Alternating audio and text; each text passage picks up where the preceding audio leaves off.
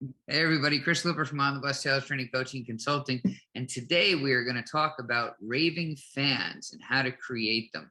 And it's certainly something we all want. So as we've been doing, I'd like to start with the recording, if you don't mind, which I have all teed up and ready to go somewhere. Oh, I can't minimize, it says. Why not? Oh no, this is bad. Let's see if we can do it this way. We can. Ready? Here's the recording from the Audible book. And it is chapter 14 in the book, Creating Raving Fans. And here we go. Oh, do I need a screen share? I probably do. Sorry. I didn't think that through. Screen share, share sound. There we go. Share. We don't need that. And play. Oh, wrong play. There we go. Chapter 14, Creating Raving Fans. So when thinking about this chapter, I figure that I'm generally the one who's been known to create the opposite of raving fans initially, but they come around eventually. Truth hurts sometimes, and though tough love is still love, people must learn that. Same with me as I grew up. We've talked about having centers of influence, people that can refer your business. Raving fans are vocal centers of influence on steroids. We all want raving fans. We all want clients who are passionate about your products, services, or mission. I know that I am passionate about my clients, products, services, mission, and refer them often. Karma equals, if you want raving fans, be a raving fan. Support your people, and they will support you. What a shot in the arm it can be to have other people sell for you, warming up leads the right way. What an opportunity to ask referrals to come in.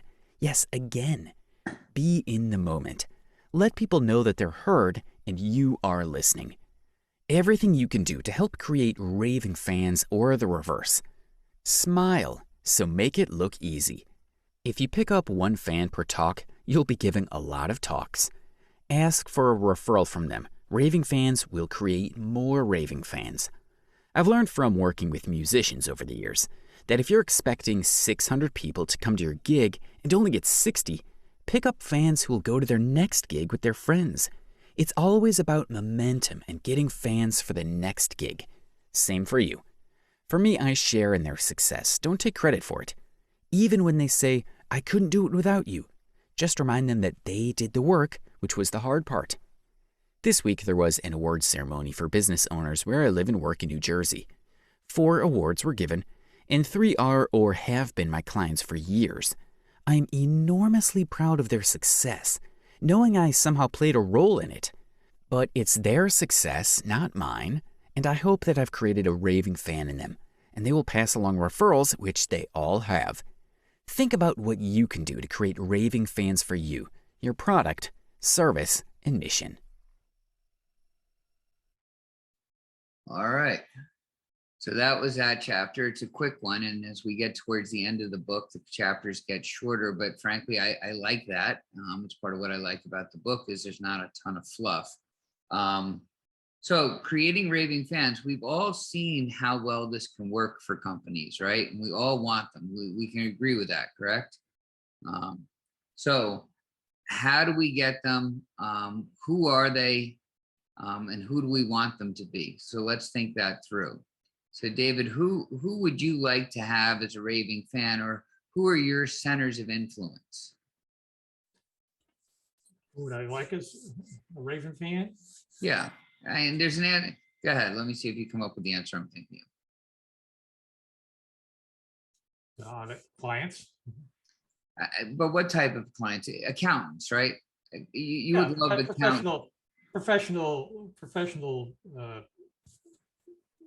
like an accountant, attorney, or a architect, this is professional. So the reason you would like them is they have great reach to other potential clients of yours, right? They could introduce you to a lot of people. Yeah, especially like especially an accountant or a lawyer. Right. And you have an accounting background where you were the IT support for a big accounting firm, so you speak their language and all of that. So that would be an ideal raving fan for you, right? Correct. So if I introduce you to an accountant, you're going to show them special attention because that's your bread and butter. Right. They'll get extra. Right. So you'll become a raving fan of theirs. Okay. Jeannie, who would you like as a raving fan? A raving fan to me would be a real estate agent. That would be a raving fan for me when somebody buys a new home, to show them how to minimize their expenses on their house. Okay. And maybe increase their security or other things. Many other things. That's why a real estate agent would be perfect for me. And the good news is they network everywhere. That's right. So they're They sure easy do. to find. Right. The bad news is because of the timing with us coming out of COVID, we hope, but we don't know, being in the summer of 2021, these real estate agents are doing so well, and they're so overwhelmed and so busy that they're hard to pin down. They're hard to pin down, and they're also, their vision right now is on the sale. They're not looking beyond the sale. They're not realizing that one day this is going to go into another bubble. They're living on the high right now, so they're not hungry. And when a real estate agent is not hungry, they don't eat and they don't care. Yep. They just see, the thousands that are coming in right now, not realizing that there was a time that the thousands didn't come in, and that time's going to come again. Don't let me forget I have a referral for you. Somebody who Thank you. used to be in this meeting a year ago, who I'm not in touch with her anymore, but you should be. Okay. I'll make Thank that you. referral.